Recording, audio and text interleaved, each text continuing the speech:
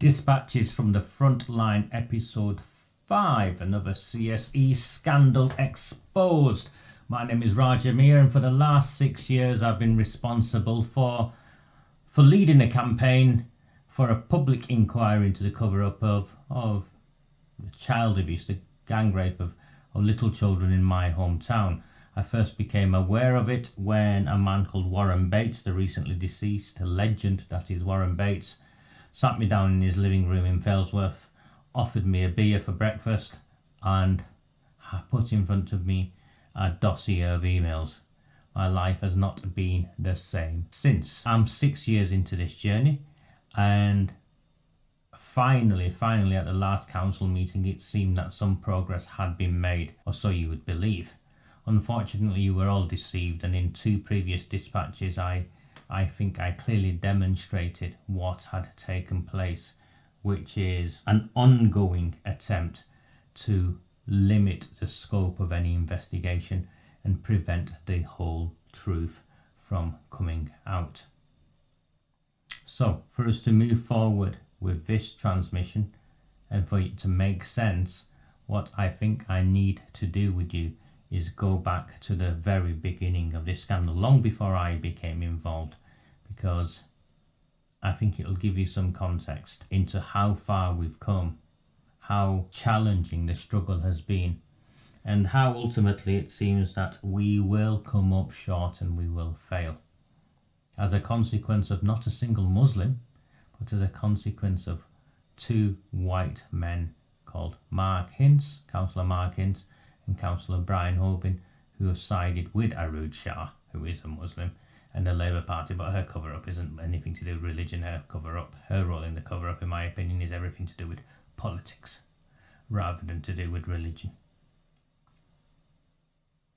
The first most people read reports of the grooming gangs, in the sense that they were real, rather than a far-right conspiracy, was around January 2011. There was a journalist for the Times, his name is Andrew Norfolk. He won awards for what he did, and he was also ridiculed by a whole host of Muslims in more recent years as Islamophobic and racist. Familiar terms in the current context, I think. But what Andrew Norfolk did was push the story. He kept digging in Rotherham. And he kept digging in Rotherham following a group conviction. It was the first of its kind, a group conviction of, I think it was 7 men, or was it 4 men? There was some men in Rotherham, Pakistani men in Rotherham in 2010 that had been convicted. First of its kind, what we now know as grooming gangs. And he went digging as a consequence of listening to some of the horrendous testimonies of victims, of survivors, of what had happened to them, and how the police, South Yorkshire Police, and the council, Labour Control Council, had been complicit in not just failing these children, but then covering up what happened to them in the name of community relations. Now, Norfolk wasn't happy, and the Sunday Times weren't happy, and they went digging, and what they found out, and they reported this in 2012, was that the abuse in Rotherham was so widespread that the police and the council had known about it for over a decade. Bear that in mind, over a decade they'd known about it. And at the time that Norfolk was writing in the Sunday Times, a parallel story began to emerge in Rochdale, which is the Rochdale grooming gang. So in 2012, whilst Norfolk was exposing Rotherham, at the same time a story started to emerge in Rochdale regarding the Rochdale grooming gang. And the Rochdale grooming gang, in the first instance, I think 7 men, no, it was 9. 9 members of the gang were initially convicted in 2012. Daddy wasn't one of the first to be convicted, he was one of the last to be convicted. But in 2012, Rotherham's exposed and Rochdale is emerging, and 9 of the gang are convicted. Again, sharing the same sort of demographics as in Rotherham, almost exclusively Pakistani. So the Times articles, along with the 2012 trial in Rochdale, prompted the House of Commons Home Affairs Select Committee to conduct hearings. So the Home Affairs Select Committee is a powerful cross-party committee. I presented evidence to it in many years ago. And it's a decent committee. But in 2012, they decided they needed to investigate this. It wasn't a far-right scandal and they needed to investigate this. And what they began to find was, as with the cover-up in Rotherham, for a combination of factors, including contempt towards working-class white girls and the fear of being branded racist, the authorities in Rochdale had also actively worked to help cover up what was taking place. In fact, as we now all know, it was only the consequence of a newly appointed Pakistani Chief Crown Prosecutor Nazir Afzal, that these people were brought to justice. Indeed, he reversed the initial decision not to prosecute Daddy's gang and authorised the charging of 10 men in June 2011.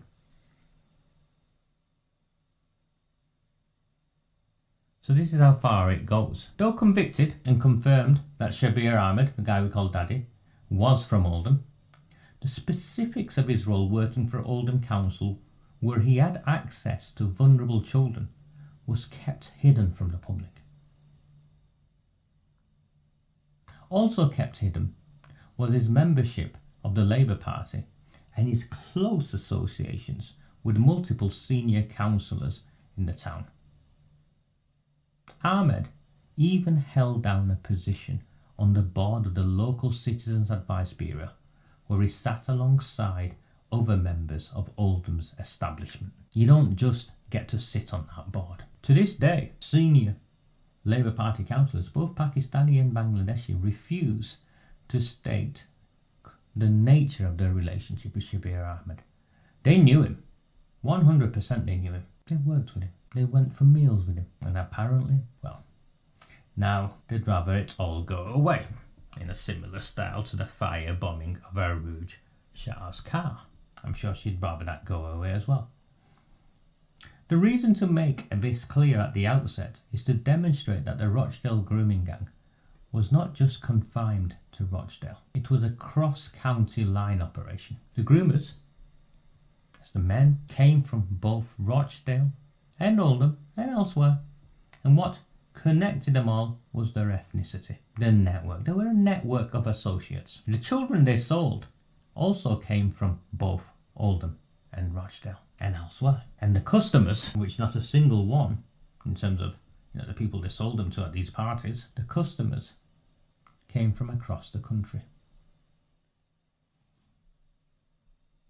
In 2013, so this is just months after Shabir Ahmed and his gang had been convicted, the BBC was made aware by members of Oldham's Muslim communities of a network of shisha bars operating in Oldham that were being used to lure working class white girls from where they were groomed and gang raped. Asian, Muslim men, women, families were concerned. In part they were concerned because they wanted to protect their own children, but they're also concerned as genuine citizens. Police intelligence from the time makes reference to beds and mattresses inside these venues and rooms with blacked out windows being rented out by the hour. In Andy Burnham's assurance review, which is released nearly 10 years later as a consequence of all the work we did, the testimony of a police officer from the time confirmed children were being dragged into these venues in broad daylight. In fact, he'd witnessed it himself and did nothing, even though he knew or strongly suspected what was going on. So the BBC were made aware, and the BBC went off to investigate. Come on. The guy from the Times, Andrew Norfolk, has won national awards for his journalism. Kevin Fitzpatrick, his father Joe Fitzpatrick, was a youth member, I think, at the time, but a former Labour Party councillor, establishment Labour Party. He wanted to make a name for himself, did our young Kevin. He's now the chief political correspondent at BBC Northwest, I think. But of course, he's got to also manage his relationships within the Labour Party. And in a leaked dossier of email exchanges, which is what Warren Bates put in my lap that September morning, it was clear to see that the BBC journalists Kevin Fitzpatrick and Jim McMahon, now MP, Secretary of State I think now, he was at the time leader of Oldham Council, rising star in the Labour Party, there was clear evidence that the BBC had agreed not to run with the story at the request of McMahon and his council. Fitzpatrick specifically references in one of the emails, because you told us not to. Well, if you write an email to Jim McMahon and it says, because you, who is the you? It's obviously McMahon. Reasons given included the need to maintain community relations, fear of the British National Party in a forthcoming election, and they even resorted to using the killing of the soldier Lee Rigby to bury the news. And bury the news they did, because a close examination of the small print of Andy Burnham's 2022 assurance review, and it's all hidden in the small print, also exposes how McMahon's head of communications at the time, a man called Carl Marsden, celebrated keeping the story from running. The report's clear. It was one of 2 wins for Marsden. The other was Oldham winning, I think it was a Britain in Bloom Award competition, and burying this new story was his second win, or his first win. Does anyone really believe that a council officer like Marsden took it on himself to help kill the story and stop parents from being told what was taking place in Oldham? Remember, it was parents that went to the BBC desperately crying for help in the first place, and the evidence was there. Now, Fitzpatrick, in his defence, claims he ran the story. Yes, he ran a different story, where Oldham was incorporated into a wider Greater Manchester threat, and it didn't pick up on any of these specifics. Not in this way. So this story was buried. It was only buried. It was only possible, and this is a pattern. It was only possible with the complicity of 3 partners. The politicians that run the town, the policy officers in the council, the police, and dare I add a 4th, the local press. Because, as an anecdote maybe, and as an example of how the mainstream media were complicit in helping cover up what has been taking place, Marsden's wife at the time worked for the Oldham Evening Chronicle. Most recently, last when I looked up her name, she was working in Angela Rayner's office. That's right, Carl Marsden's wife isn't working, if she's still there, working for the Deputy Prime Minister. Marsden went on to secure a senior position in Oldham College, and those of you familiar with Oldham College will know how the college is a close partner of the council and awards its councillors degrees. Also hidden in the small print of Burnham's assurance review is evidence of how, despite an agreement that head teachers in schools were to be told of the risks, there was an agreement that included from the police that head teachers in schools had to be told of the risks. And that responsibility for that fell on the local authority who coordinated these meetings. The agenda of that meeting clearly shows head teachers were not told. The news was kept hidden from them. And with the news kept hidden from them, news that the police wanted schools to know, then that information was kept hidden from teachers, students, parents, the wider community. That's in Burnham's assurance review. So when Newsom and Ridgway claimed there wasn't a cover-up, we've got to agree on a common definition for the word cover-up, for the words cover-up. And that's keeping information secret, which is what they did, repeatedly. And that's not the only place they did it. In parallel to what was taking place with the shisha bars, the Home Affairs Select Committee wrote to Jim McMahon's council regarding a specific case involving how a child had been handed over to men at Oldham Police Station who drove her away and gang raped her. Now we all know the story of Sam now because, and she's waived her anonymity and the story's out there. Doesn't matter that she doesn't like me. What happened to her is of course horrific. And her husband, very articulate, very intelligent man, navigated the system and got all the way directly to the Home Affairs Select Committee, and they wrote to the council. And when I say they wrote to the council, something like the Home Affairs Select Committee will only write to the leader of the council, which was Jim McMahon. They'll only write to the chief executive, which was Carolyn Wilkins, I think, or the one before him. I think she might have been deputy. But there's no way a letter from the Home Affairs Select Committee to the council is kept from the leader of the council. There's no way. Even if it wasn't addressed to him, there's no way that's kept hidden from him. And there's no way the response has not been authorised by him. And the leader was the now Secretary of State, Jim McMahon. The response from McMahon's council was to tell the Home Affairs Select Committee to pretty much get lost. Apparently too much time had passed since the child had been gang raped. I can't get hold of the letter, but it's there. A public inquiry or a Telford-style inquiry will uncover that letter and the exchange, unless they rig the terms of reference, which is what they're trying to do. But any fit-for-purpose inquiry would go and identify that letter, and I find it absolutely bizarre that neither Ridgway or Newsom published that letter. In fact, I don't find it bizarre. I think I know why, because it would be incriminating. Because Ridgway and Newsom, as far as I'm concerned, went in to help with the cover-up. So the council told the Home Affairs Select Committee to get lost, and claims she's been vexatious as well, I think, in their response. Troublesome, I think, is one way of describing what the term vexatious means. Obtuse. How dare you not shut up after you've been gang raped? How dare you? When McMahon finally did make a comment, any comment on what had been taking place, it was via his blog.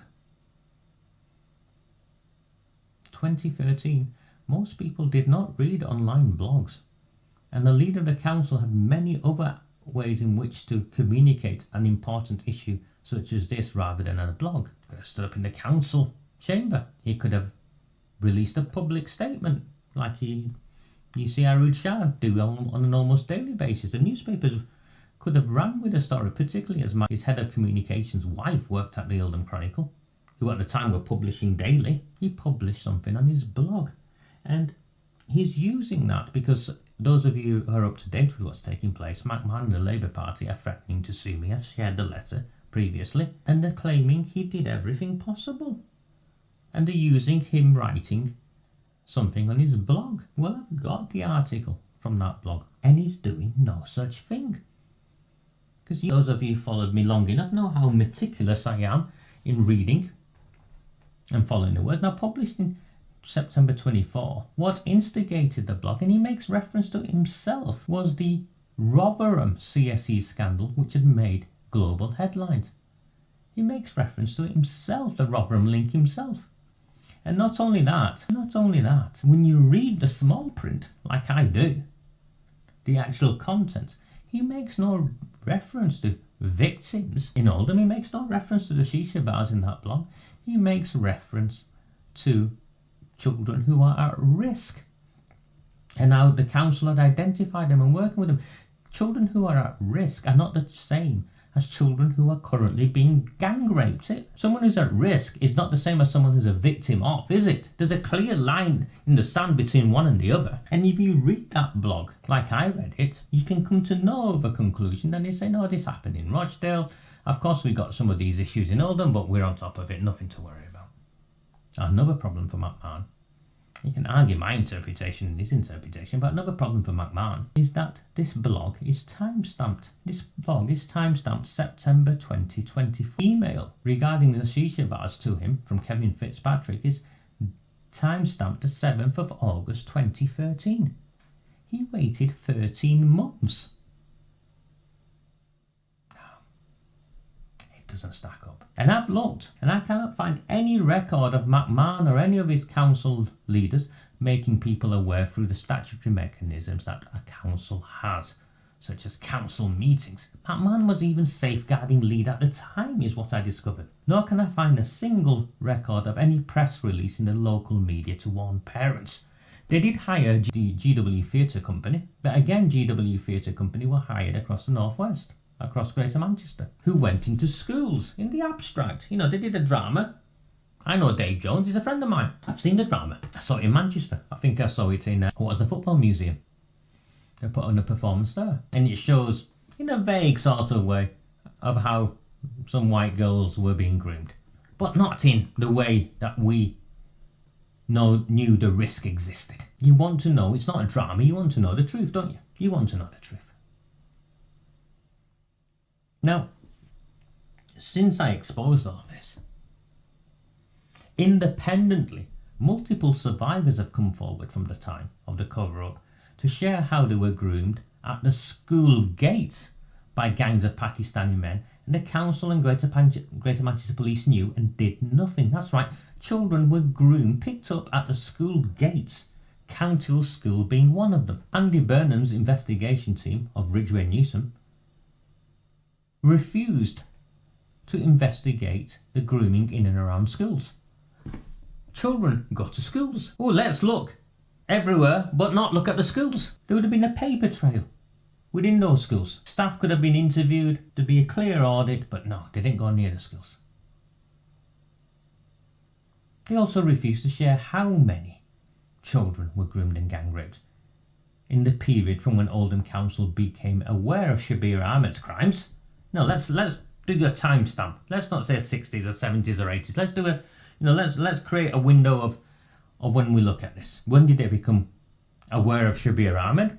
I think there's a clear marker all the way to when I released Welcome to Oldham Part 3 in September 2019 that exposed the cover-up. Let's just look at that as a start and end point, because that's what should be investigated. Neither Ridgeway or Newsom will give us a single number. They're keen to say the numbers were not as bad as Rotherham. Thank God for that, because there were tens of thousands of girls in Rotherham, I think, in the end, were the figures.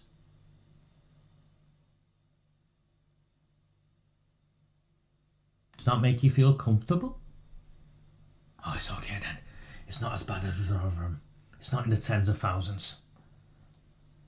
Well, what is it? The fact that you won't give us a number, these men won't give us a number, makes me think there is reason to be concerned.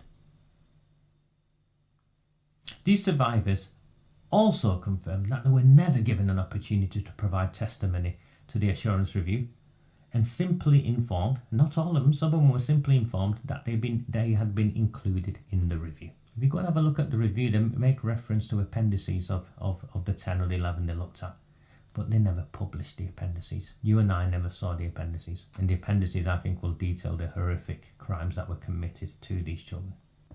There's something cultural here, isn't there? It's important to note that Oldham Council at the time were not just involved in covering up Daddy and the Pakistani rape gangs.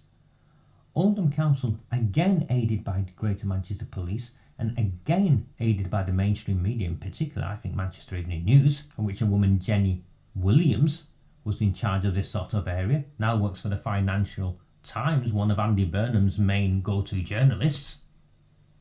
You see the pattern here of how interwoven these journalists are with these politicians? Well, they all work together to help hide the conviction of Shaw councillor Rod Blythe for child sex exploitation.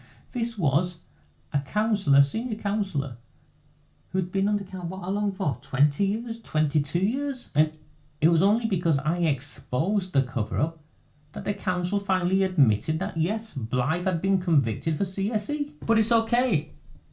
He didn't use his computer to do it. Hold on. In that 20-year window, how many children did Blythe have access to? In his official role as a councillor, how many boards did he sit on? How many school governing bodies did he sit on? How many children did he take away on trips? Because that's what these child sex offenders do, isn't it? Well, I put in a Freedom of Information request. To this day, the council has refused to say where Rod Blythe accessed children. In September 2019, for many of you, including myself really, this story began, was when I published a dossier of emails exposing how Jim McMahon and his council had worked with the BBC to help hide news of the grooming gangs and the gang rape of children, working class white girls. The article, Welcome to Oldham, Part 3, I published on Medium. I'd only just started writing on Medium. Dozen or so followers, and I'd only really begun to writing on Medium to explain to people what had gone on. One, with the school that they tried to smear me over.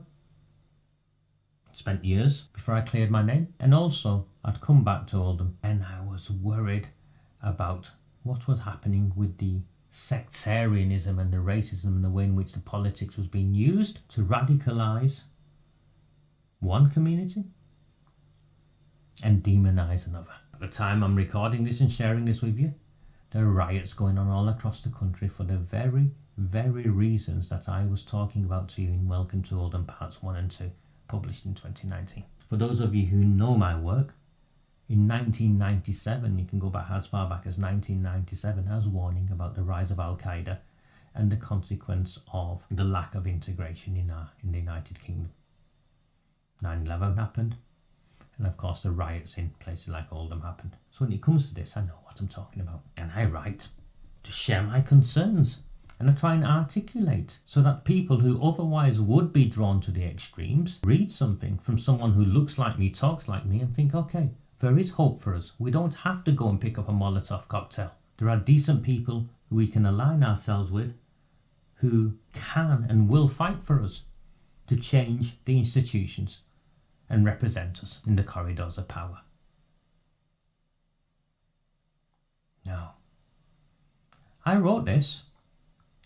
Medium pulled the article, and I can presume it can only have been from legal threats from Oldham Council.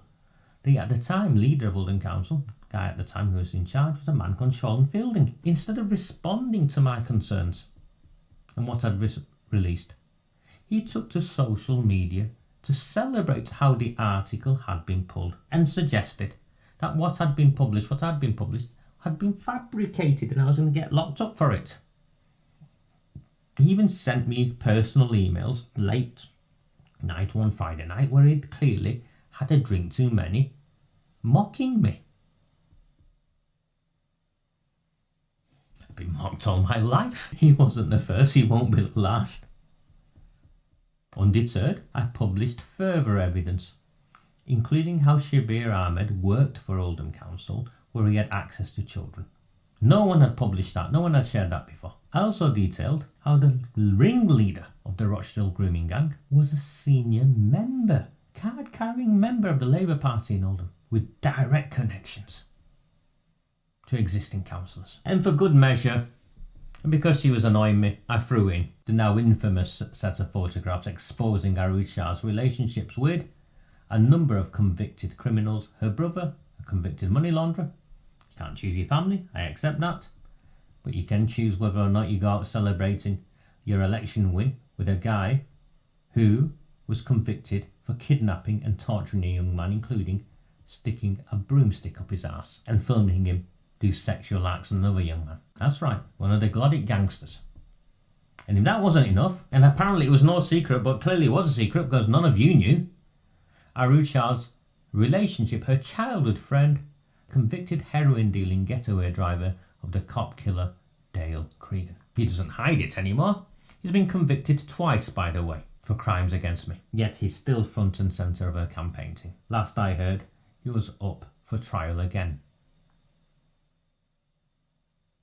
Fielding and senior members of Oldham Council, having failed to stop me from doing what I do, approached their partners in Greater Manchester Police wanting me arrested.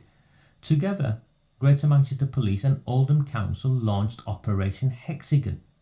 Though Andy Burnham continues to refuse to investigate Operation Hexagon, what has emerged is that this joint operation sought to target and discredit me and those that shared my information online. This is Stasi-like policing. I know this because a senior Oldham police officer told me this, and that's why I keep making reference to Operation Hexagon. It's unlawful. I don't think Sean Fielding understood the people of Oldham. He definitely didn't understand the people of Failsworth and how we are in our refusal to cower and hide. It's not in us. So in the first of an all too familiar series of explosive council meetings, Oldham Council leader Sean Fielding repeatedly led out his councillors from a council meeting rather than answer questions regarding the cover-up of the gang rape of children. Debbie Barrett Cole, the infamous Debbie Barrett Cole, standing there, sitting there, wanting to ask questions, and him standing up and walking out twice. In a subsequent council meeting, he then went on to utter those infamous words. Barefaced lies. Barefaced lies. So they've not been able to shut me up. The town is now fully aware of what's going on. The council meetings have become toxic, explosive. They need to smear Raja Mir. They need to silence him. AROOJ Shah posts love hearts online to the offer of my murder. Irish Emir comes out of prison and has me followed home. Has his scouts follow me home. He's convicted for it. Tahir Mushtaq, Councillor Shahid Mushtaq's brother, posts online that I'm a child abuser. I'm also gay, because obviously in the minds of these morons, gay men are automatically also child abusers. And he publishes my address. Friendly with him at the time was AROOJ SHAH, the malicious blogger Neil Wilby. Posts I'm a police informant, and also publishes pictures of my front door. Greater Manchester Police know all of this and continue to aid these people. They bring in Schools Week. Yes, the council bring in Schools Week to do a hatchet job on me. They create this mirror map that's been shared forever and ever, attempting to show how I've stolen money or something. Of course, what Schools Week clearly say in the small print that no one reads, says there's no evidence of any wrongdoing from me. And the Department for Education, HMRC, will all confirm that all investigations against me cleared me. But no, they needed to smear me. So they needed to threaten me, then they needed to smear me. And of course, it's not the first of the smears. And it won't be the last. AROOJ SHAH, at the time deputy, also stood up in the council chamber and put on the theatrics, attempting to portray herself as a victim of misogyny. She fabricated claims, told outright lies about things I'd said that I hadn't said. In fact, I'd said the complete opposite. But it didn't matter. They'd lost the narrative and sensing an opportunity. Both the Lib Dems and the Conservative opposition leaders in Oldham Council formally wrote to Sean Fielding, raising concerns of a CSE cover-up in the town. By this point, I was releasing victim testimonies on Facebook. Remember, they were desperately trying to close down my Facebook page. Still here, and with nowhere left to run, and clear to everyone, including Fielding's own family members and close associates in Failsworth, Labour Party voters, it wasn't barefaced lies. He announces that Oldham Council has recruited Dr. Mark Peel to internally investigate. What did I do? I ridiculed Mark Peel. I communicated with the townsfolk. Why? This can't be an internal investigation. And I kept putting out victim testimony after victim testimony. Story of corruption, confirmed story of corruption after corruption. What does Mark Peel do? He does what any sensible man would do. He runs for the hills. He runs for the hills. So Fielding now, stuck, goes running desperately to his Labour Party associate, the Greater Manchester Mayor Andy Burnham, for help. Coincidentally, only months earlier, Fielding's girlfriend, a Sophie Hallworth, I think her name is, had somehow secured a role working for Burnham's team at the Greater Manchester Combined Authority. Don't say jobs for the boys or jobs for the girls. She'd somehow secured herself a job there. So he goes to his girlfriend's boss and his mate in the Labour Party to help. I didn't need to say it. You were all doubtful and sceptical from the beginning of any independence that Andy Burnham's investigation would have when reviewing the actions of his fellow Labour Party associates in a council led by his Labour Party friend Sean Fielding. Burnham, of course, had been forced to intervene. And I have figured it out, I'm sure you figured it out. But he'd been forced to intervene after the BBC aired The Betrayed Girls. Caused national outrage, harrowingly recreated how Shabir Ahmed and his pals had groomed and gang raped little white girls in Rochdale. With that and other stuff going on around Operation Augusta, Maggie Oliver doing what Maggie Oliver does, Andy Burnham was forced to respond. He's a Greater Manchester Mayor, he's a Police and Crime Commissioner. What he did though, for someone who's a veteran of the Hillsborough campaign and knows the limitations of investigations and why public inquiries are important, what he does, well, if he's not involved, I'd like to hear his explanation. He launches his own investigation instead of going to the government and demanding a public inquiry.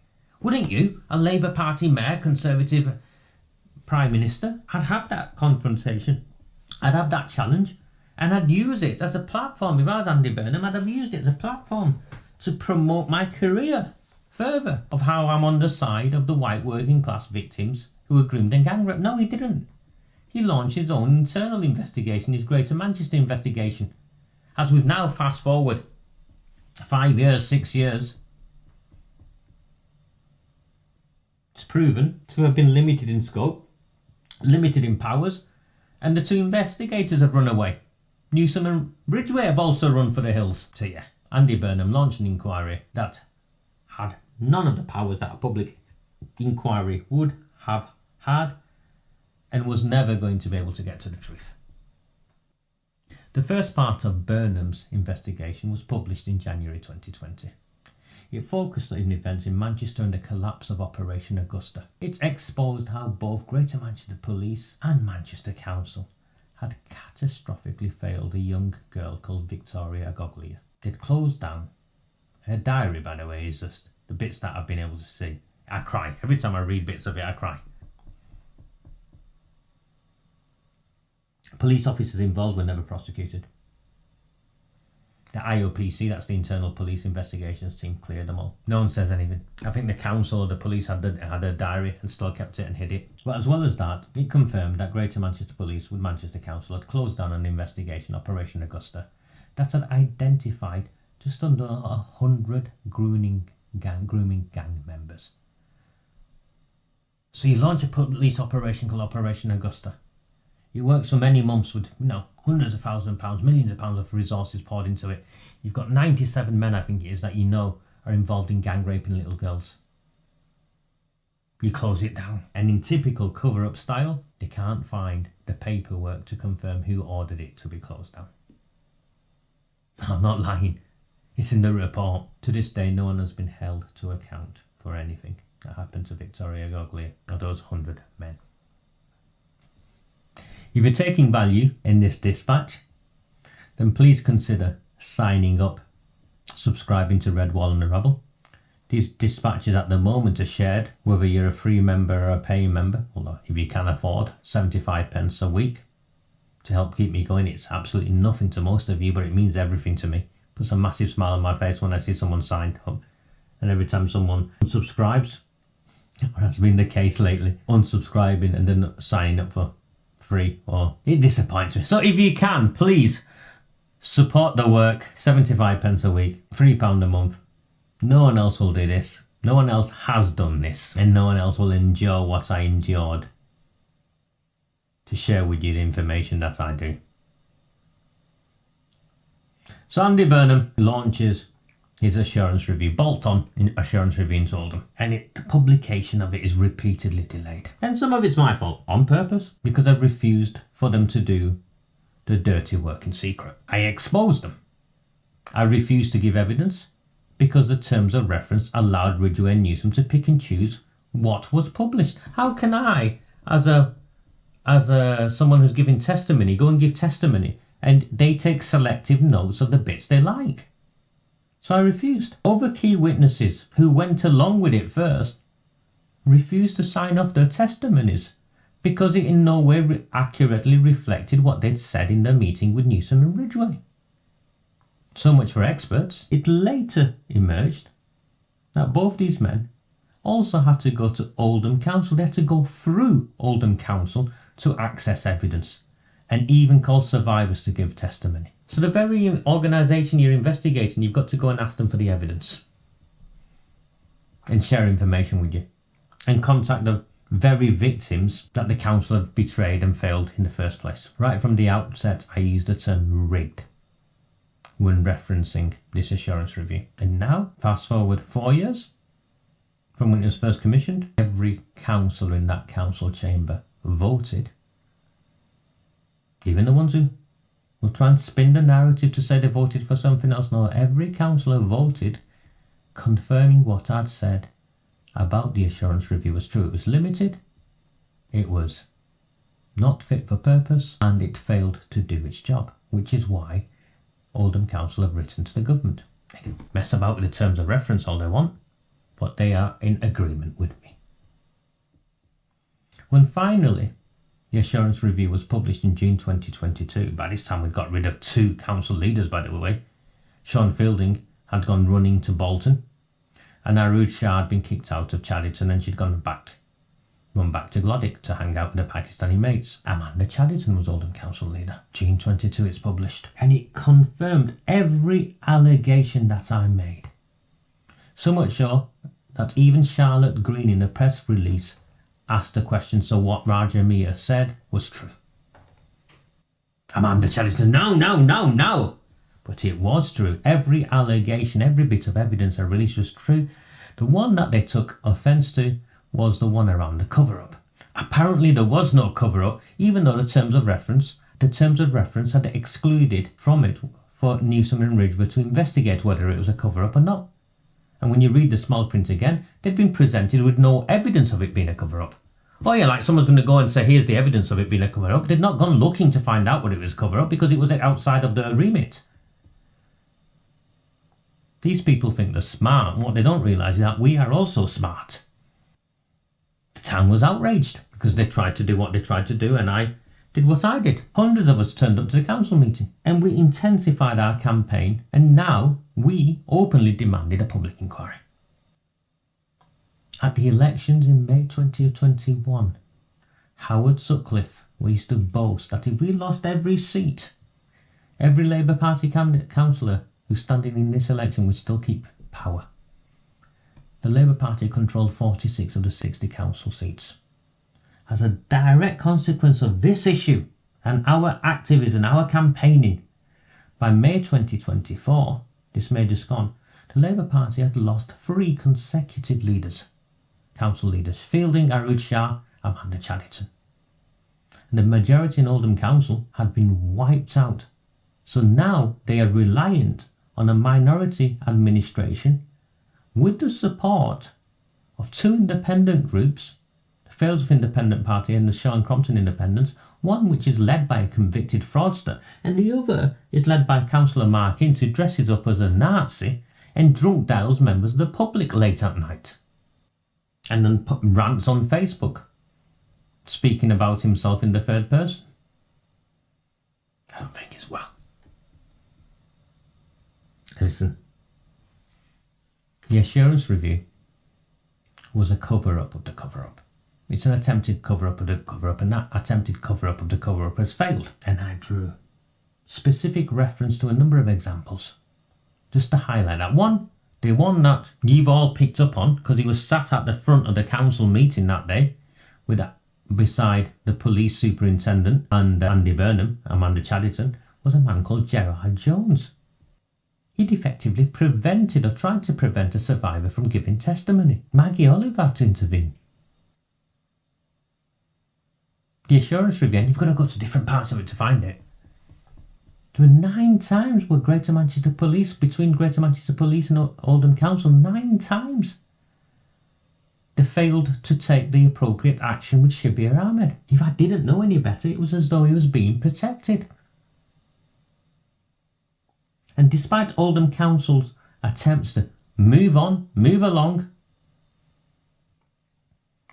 we did move along. We created the Royton Independent Party and we got Councillor Hurley elected. Greater Manchester Police in the lead up to the election even came and maliciously arrested me and tried to put me in prison to stop me from campaigning in the lead up to the election. I'm not lying. They came and falsely arrested me and tried to put me in prison. Put me in remand. Well, the assurance review had actually opened up a can of worms, hadn't it? And now anyone with any sense could see that a public inquiry was necessary because the investigation had to be taken out of the hands of the Labour Party. A public inquiry needed to have the powers to ask the questions and go after the evidence without fear or favour. From the start of the campaign, our campaign to expose the cover-up, the Labour Party blocked, I think in the end it was 8 times, opposition party motions calling on the council to call in the government to investigate the gang rape of our town's children. Time after time, survivors and their family members sat in the public gallery and cried whilst Fielding, Shah, Chadderton and every other Labour Party councillor voted to block an independent investigation. In May 2024, after 5 years of relentless campaign, the Labour Party lost control of Oldham Council. You, me and everyone else thought that was it, because we'd got written assurances from Councillor Hince, from Councillor Hobin, from others that they wouldn't work with AROOJ SHAH and prop up a minority Labour administration. Sadly, that was not to be. They reneged on their word, and worse than reneging on the word and propping up AROOJ SHAH, what these men have done, as demonstrated in the 2 previous dispatches, is that they put forward and passed a motion that seeks to restrict the scope of a public inquiry, which won't be granted now because it's now a Labour administration. That's the Conservatives' fault as well. And take away the independence of a Telford-style judge-led inquiry. Hobin, Hince and Shah, their coalition, presented a motion that excluded investigating politicians and public officials involved in the cover-up.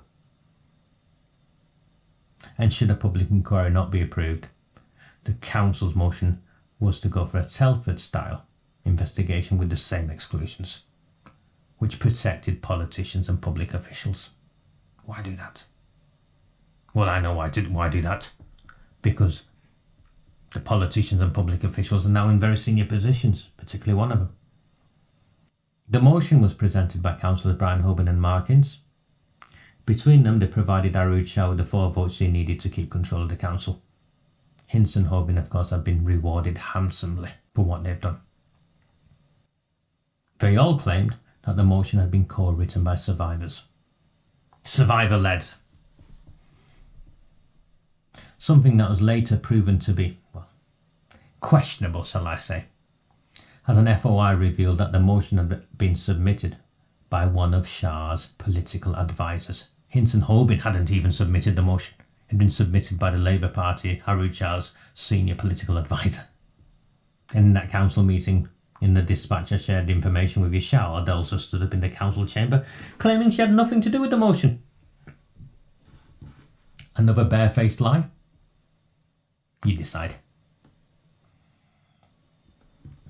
In case there was any doubt of a cover-up, the opposition were prevented from amending the motion to expand it so that it included investigating police and public officials, politicians. They were prevented from amending the motion. Of course, this is unconstitutional. It's against the council's own constitution. Hobin and Hince went along with that. To avoid any doubt what Hince, Hobin and Shah were up to, Lewis Quigg and Sam Al-Hamdani presented a joint opposition motion calling for everything that the Labour Party and Hince and Hobin had put forward in their own motion, as well as clarifying the independence of a Telford-style investigation should we have one, and making sure that a public inquiry also incorporated within its terms and references or within its remit, going after those who are responsible for the cover-up. Hince, Hobin and every Labour Party councillor voted against it. Hince got angry and said, "We've passed a motion, and that's the end of it." What do you think is going on? True to form, the Oldham Times attempted to pass off what had taken place as a success. Once again, it was left to me to expose what had actually really taken place, and I found it really painful because I'd just come out of a general election campaign. With no local election until May 2026. It's a fallow year next year, so there's no local election until May 2026. And me being comprehensively beaten at the general election by a young group of townsfolk who decided to vote for reform, and another group who decided to vote for the sectarians. And sadly, people decided to stay at home. This fight is all but over. As it stands, we are defeated, we have lost. Because left to their own devices, AROOJ SHAH's council will ensure the fake Telford-style review, because we're not going to get a public inquiry, the fake Telford-style review avoids shining a light where the light needs to be shone. And it'll fizzle out. And in that 2-year period, Shah and the Labour Party will reassert their grip on Oldham Council for the next local elections in 2026. And if they don't, it'll be the sectarian Oldham group, it'll be Cameron Gaffor's lot who make gains. The truth is, as it stands, we do not have the numbers to fight them. Nor, having spent 3 years on bail, am I willing to campaign as I have been, risking my liberty, my livelihood, and my life. Even if I wanted to carry on, I cannot afford to carry on. So that's what we're up to, as it stands. To come anywhere near minimum wage and to cover the overheads, I need to be clearing somewhere like £2,500 a month. I'm nowhere near. And contrary to what Cllr HINCE claims, there was no missing millions, and if there were missing millions, it definitely didn't come anywhere near me.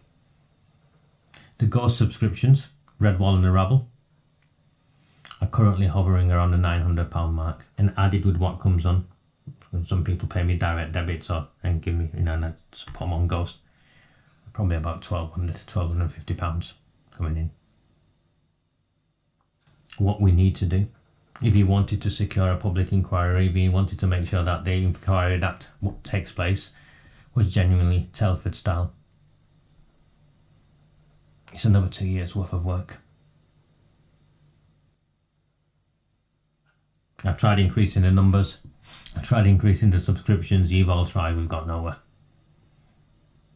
As it stands, these people have won. If I can't afford to continue, there's no point even looking at whether I've got the will, the power, the strength to continue. So the plan moving forward for me is we'll go 100% behind the paywall, and all I'll do is provide commentary and analysis using Redwall and the Rabble and Patreon and stuff like that. I know it's not where any of you wanted to be, it's not where I wanted to be, but this is what defeat looks like. We've got 2 years before the next election, and these people are now firmly in control. I'll still keep trying up to September and see where we end up, but there's no way we're going to come anywhere near doubling our numbers, our paid income. I mean, have a look yourselves, some of you yourselves. And it's not a criticism, you've done more than most people. So as it stands, what you'll see is the government will say no to a public inquiry, and the council will go about commissioning a rigged Telford style, fake Telford style investigation. They'll go around the houses, not find anything, not go and ask the questions it needs to, and during that time, over the next 18 months to 2 years, AROOJ SHAH and her friends will reassert themselves, and it'll be a sectarian shit show, because the fight out will be between Shah and Cameron Gaffor and Joe Bakhtar. So stay safe until the next dispatch. I think that I'll put a poll up on Patreon at some point tomorrow as to what people would like in order of preference for the next dispatch to be on. So thank you very, very much for joining me for episode 5 of Dispatches from the Frontline. I look forward to sharing with you what comes next in this car crash of a journey, where one cover-up leads to another cover-up leads to another cover-up, and it seems we're going for yet another cover-up. For those of you new to me, my name is Raj Amir. Good night. Not fear them. Do not fear any of them.